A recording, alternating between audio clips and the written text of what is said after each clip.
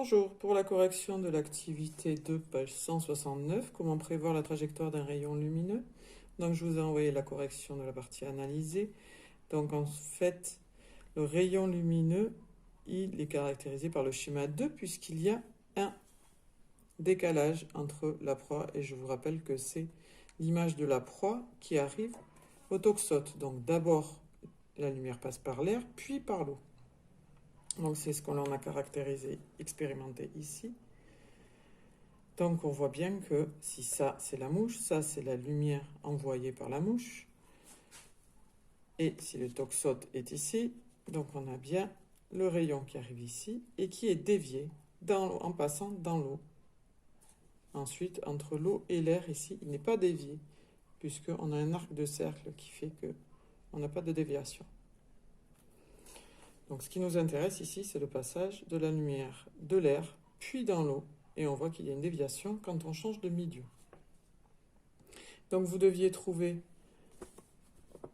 mesurer les valeurs suivantes que je vous ai données hier, 7, 15, 24, 28, 35 et 41, et en calculant les sinus, trouver les valeurs. Et pour calculer N2 sinus I2, il suffisait de voir la valeur de N2 qui est ici 1,33 et le multiplier par la valeur de sinus I2. Et donc, on trouve les valeurs suivantes. Je vous enverrai le tableau. Donc, la loi de Descartes, N1 sinus I1 égale N2 sinus I2 est-elle vérifiée? Dans notre cas, N1 vaut 1. Donc, la formule devient sinus I1 égale N2 sinus I2 car N1 devient 1.